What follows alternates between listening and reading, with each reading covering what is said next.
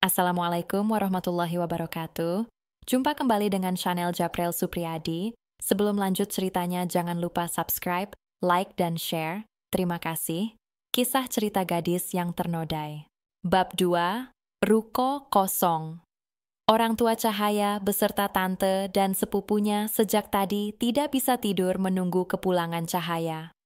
"Kenapa Cahaya belum pulang juga ya?" tanya Juki, papahnya Cahaya. Lelaki berkepala 4 itu duduk di kursi roda karena kedua kakinya lumpuh akibat kecelakaan beberapa tahun lalu. "Sudah, abang istirahat saja di kamar," sahut Rima adiknya Juki, seorang janda anak satu. "Lolita, antar om kamu ke kamar," perintah Rima kepada anak gadisnya. "Iya, Bu." Lolita, si anak pemalu dan pendiam itu, menurut saja pada ibunya. Ia mendorong kursi roda Juki masuk ke dalam kamar. "Om istirahat saja dan jangan banyak pikiran. Nanti juga sebentar lagi pasti Kak Cahaya pulang," ucap Lolita. "Om sangat khawatir karena Cahaya anak om satu-satunya, apalagi dia masih gadis. Di luaran sana ada banyak pria tak bertanggung jawab. Om takut Cahaya diapa-apain." Pikiran negatif mulai memenuhi Juki karena dia terlalu cemas. "Tenang Om, Kak Cahaya pasti akan baik-baik saja," balas Lolita berusaha menenangkan Juki. Di sisi lain, saat ini Rima berjalan mendekati Sinta, ibunya Cahaya. Sinta, kamu ini gimana sih? Lagian kenapa kamu kasih izin Cahaya pulang sampai malam?" seru Rima dengan ketus. Ia memang pembawaannya seperti itu jika bicara, jadi Sinta memaklumi saja. "Dia bilang hari ini ada acara di toko kue, jadi aku tidak melarangnya. Apalagi, Cahaya jarang sekali mengikuti acara. Aku tidak tega untuk menolak izinnya," ungkap Sinta yang kini berdiri di depan pintu sambil memandangi ke arah luar, berharap melihat kehadiran putri semata wayangnya. Rima berdecak sebal. "Cah, ibu macam apa kamu ini?" cetus Rima. "Ibu?" Loli menghampiri Rima. "Loli, coba kamu jemput Cahaya di toko kue," perintah Rima kepada Lolita. Rima memang begitu perhatian pada Cahaya karena dia sangat dekat dengan keponakan satu-satunya itu. "Tapi, sekarang sudah larut malam, Bu. Lolita takut kalau pergi ke sana sendirian," ucap Lolita dengan wajah memelas.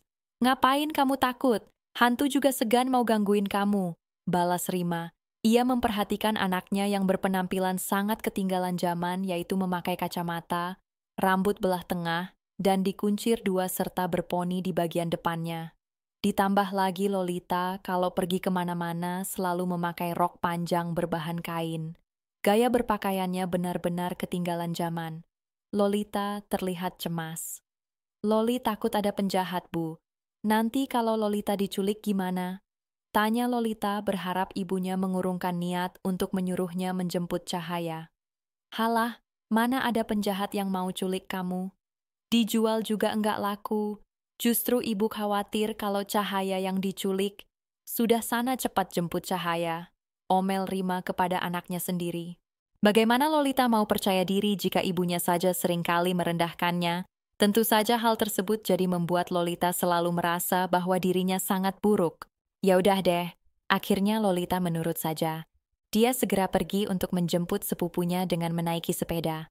"Hati-hati ya Loli," ucap Sinta, ibunya Cahaya.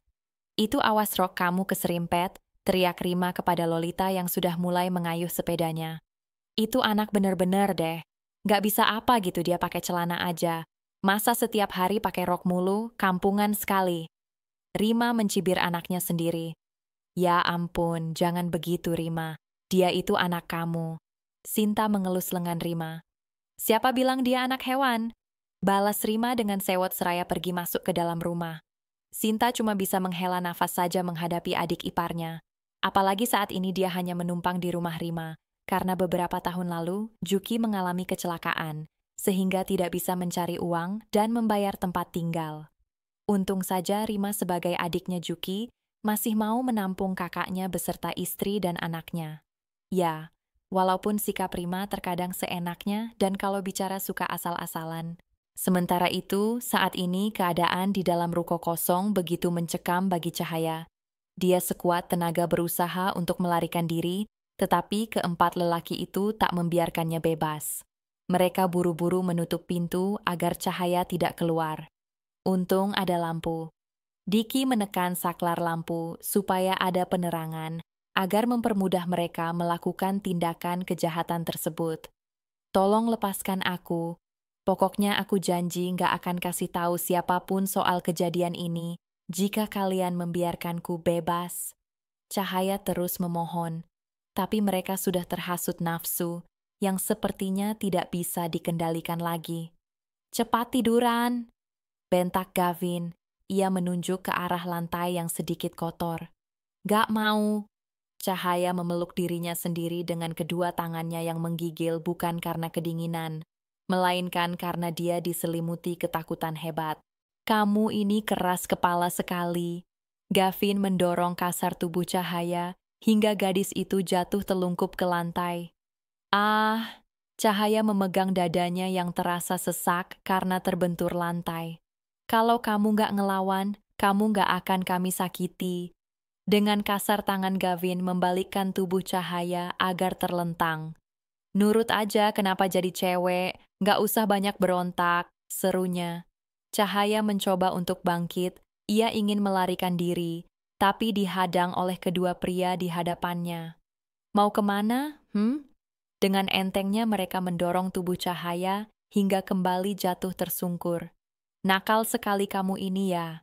Kaki Cahaya diseret, ia kembali disuruh berbaring ke tempat semula. Diam, jangan coba-coba untuk melarikan diri lagi. Aku mohon, tolong biarkan aku pulang. Air mata Cahaya mengalir begitu deras. Jangan rusak hidupku dengan cara seperti ini. Tubuh Cahaya semakin gemetar ketika melihat lelaki lainnya sedang membuka bajunya masing-masing dengan tatapan mengerikan yang sudah siap menerkam Cahaya. Apa maksudmu? Tanya Gavin yang saat ini berlutut di sebelah tubuh Cahaya. Masa depanku yang cerah bisa hancur kalau kalian melakukan hal keji ini kepadaku. Cahaya bicara sambil sesegukan, matanya semakin sembab karena tak henti-hentinya menangis. Gavin tersenyum menyeringai, matanya mulai mengerjap lambat karena dia sudah mabuk berat. Aku tidak peduli dengan masa depanmu, dasar wanita bodoh. Siapa suruh kamu pulang larut malam? Gavin mencengkram pipi Cahaya.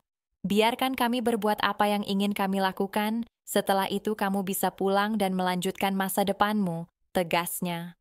Tidak, tolong jangan lakukan ini. Cahaya semakin histeris ketika tangan Gavin mulai menjamah bajunya dan memaksa Cahaya untuk membukanya. Jangan dihalangin, bentak Gavin karena Cahaya terus memberontak. Aku nggak mau, jerit Cahaya sekuat tenaga. Ia saling tarik-menarik bajunya dengan Gavin. Bandel banget ya kamu. Gavin terus mencari cara agar bisa membuka baju Cahaya. Ibu, ayah, tolong aku. Cahaya terus meronta. Jeritan penuh ketakutan dan kesedihan mendalam menggema di ruko kosong itu. Tidak ada yang kasihan meski Cahaya sudah menangis meraung-raung,